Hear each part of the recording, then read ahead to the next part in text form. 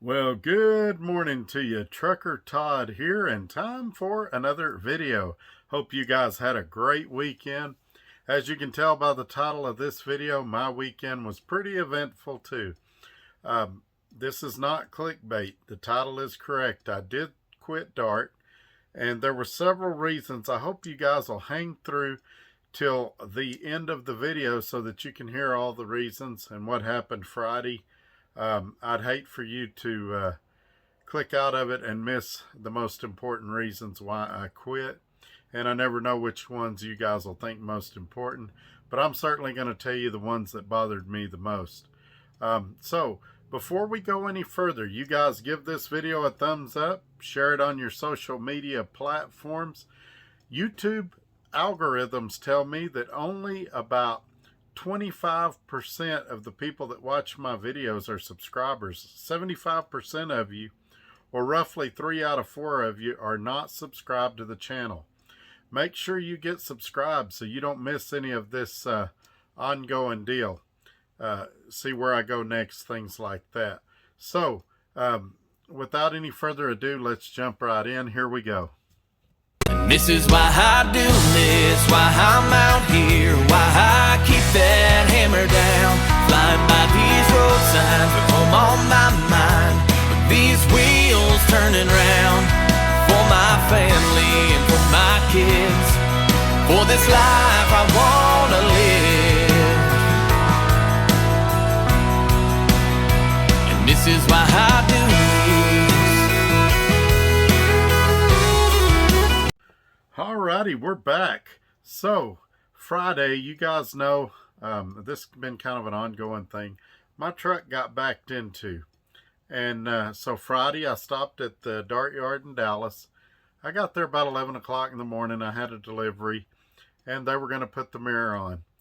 They said it would be after lunch before they could do it, so I left them a key, and I had my cop car at the terminal, so my wife and I hopped in it and went to Walmart to get a prescription filled. Now, we stopped at Whataburger. All that's irrelevant to this story. But anyway, before we left, we looked the truck over pretty good because I had a feeling this might happen. And so we got a phone call, and the guy was frantic. He's like, "Hey, Todd, your truck, we got some issues. The bumper's loose, falling off. The fairings are messed up." And I was like, "Are you sure and he's like, "You need steer tires?" I was like, "Are you sure that's my truck?" Because there was another Peterbilt there with almost the exact same truck number as mine. And he's like, "Yeah, I don't know." He's like, "They just told me to call you." And I said, "Well, I'm about 5 or 10 minutes away. Just hold up. I'll come over there and look at it." So I get to the yard, go over there, and it's strange because in order for their OmniTrax to trip you to the driveline, because I forgot to log out of OmniTrax, before it'll let you do that, you have to go more than 5 miles an hour. Well, they creeped it around to the shop, so it never went into the driveline. But I think there's more to it than that. So we get there, the bumper is super loose.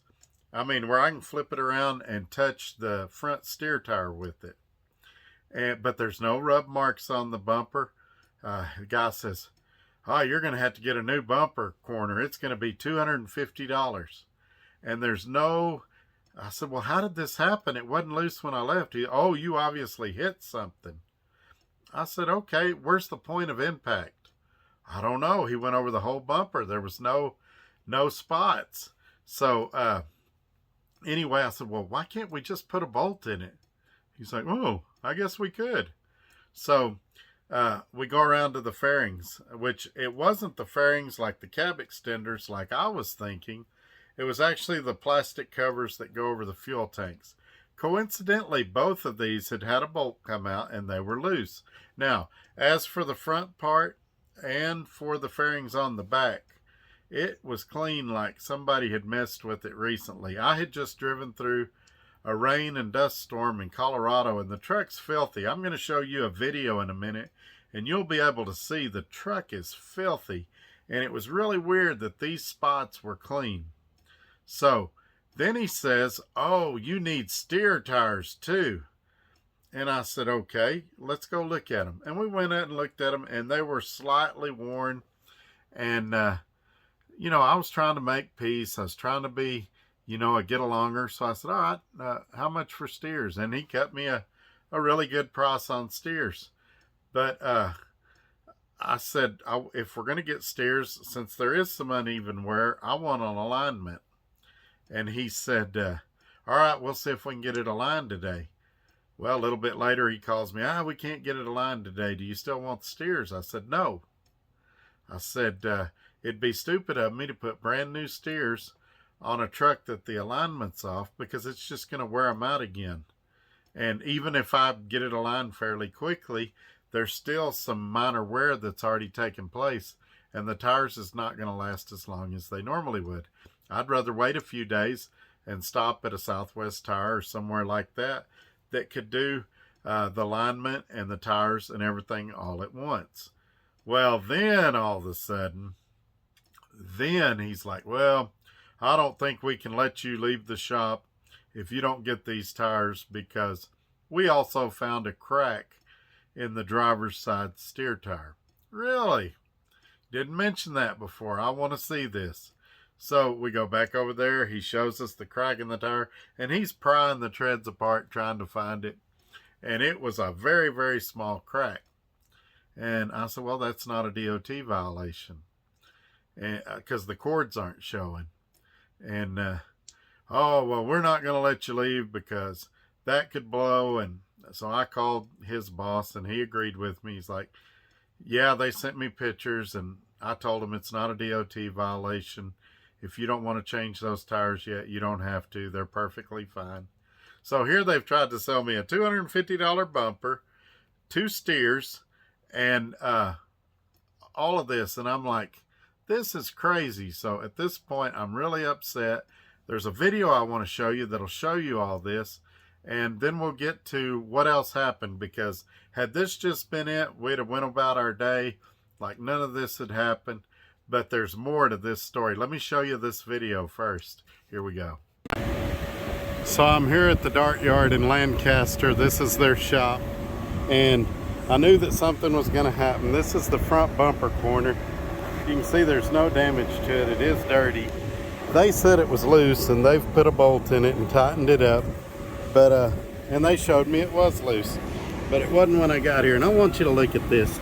See how small the space is here?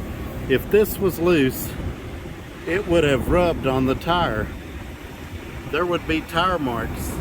It probably tore it off. There's none there. And so that's the first thing. Then you come back here. They said my fairings was loose, and they were going to put a bolt in them. Well, you come over here and look. Get down here. It's still loose. They didn't put a bolt in nothing. Also, the same is true for the other side. I've went in there and asked them to come do the work they said they did, and as of this time they still have not put a bolt in there. It's loose on both sides. By the way, my wife's with me, and we looked this truck over pretty good. None of this stuff was like this when we brought it to them, so I don't know what's going on, but I'm definitely suspicious. I knew there was going to be some retribution, but I wasn't expecting it this soon. So they emailed me these 2 pictures, and I'm not sure where they got them from, but it's not even my truck. That right there looks like underneath.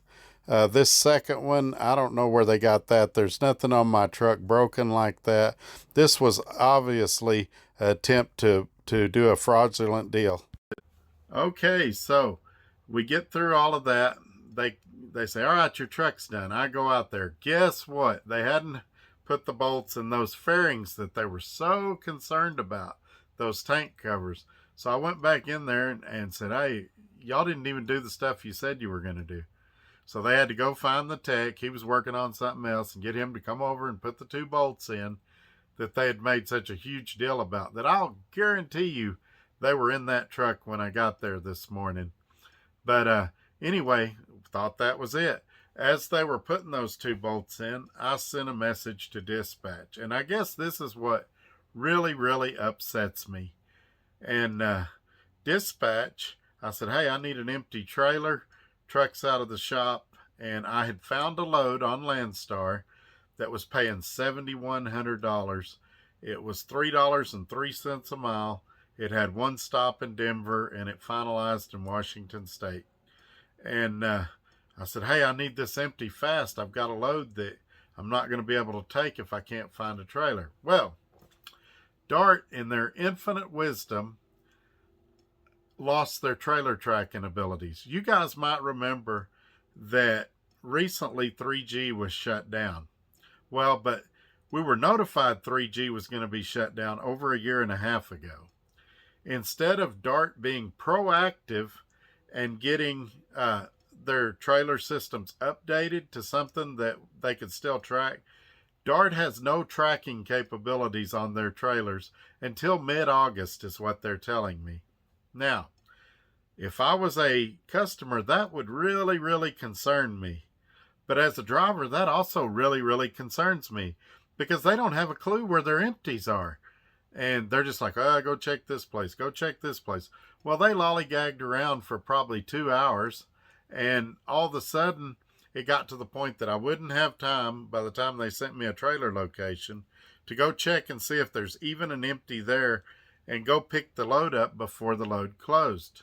Or I mean, before the warehouse closed. So I lost a $7,100 load on top of everything else that was going on that day.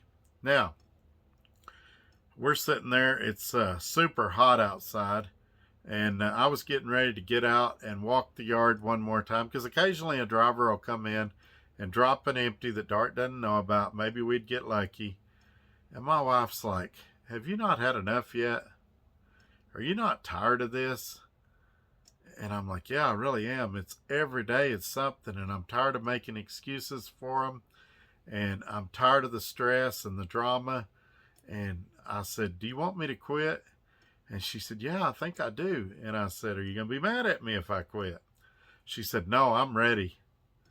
And I said, well, I'll have to unload all this stuff. Fortunately, as I said earlier in the video, my cop car was there. And so I spent I emailed the president and said, hey, I'm done. And the vice president of maintenance, and let them know. I feel like they were trying to steal from me. The shop was. I think that's pretty obvious. Bare minimum, if you don't call it theft, I think you'd have to say they were trying to pad the ticket. Of course, you can't prove intent, really. But that's what it looks like from what I saw that day and their body language and behavior. It really looks like they were trying to get over on me. And so we emptied the truck, left, drove back home that night. And so a lot of people are saying, well, Todd, what are you going to do next? And I was only back at work about a week and a half from the last time I quit. And I've made it real clear, if Dart called me right now and offered me $100,000, I would not go back. This time it's for real. I gave them their one shot. I went back. We're done. The president told me that the door was always open if I ever wanted to come back. I'm not sure if he really meant that or not, but it's not on my agenda. If I did ever go back, it'd be a situation where I had a truck, title in hand, or I had outside finance. And I don't think I'd do the lease again. And I'm not sure I'd go back at all because I found their shop to be really deceptive and really fraudulent. And I don't want to deal with that, whether it's my truck or their truck. I just don't want to deal with that. And so I've been looking at a lot of companies. People have been asking me where I'm going next. I've looked at companies. Some of you say, go to a small company, go to a small company. I looked at a company with 60 trucks. I've had about 3 dozen offers. I get offers all the time, but these are what I would call serious offers. And I'm just taking a few days off to think about what my next move is, what I want to do. I've also looked at mega carriers that are over 12,000 trucks. Why would I do that? Well, I believe a couple of the mega carriers have a pretty good deal going right now that I'm interested in. Also, with the markets the way they are, I know they're financially stable. And so that's something that I'm definitely looking at too. And so I've also said in videos before that I feel like I could be successful anywhere, and even a mega carrier.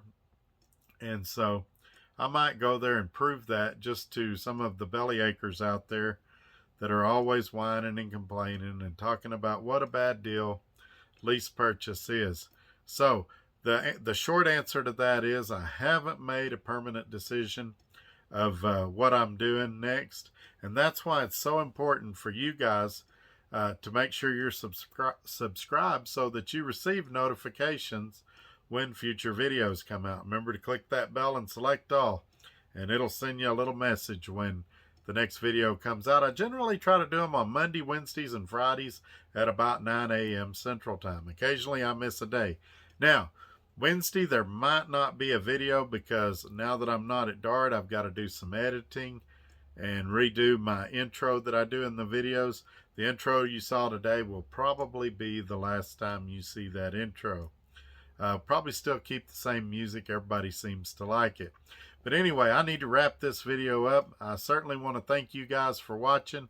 We'll catch you on the next one. Y'all take care. Bye-bye.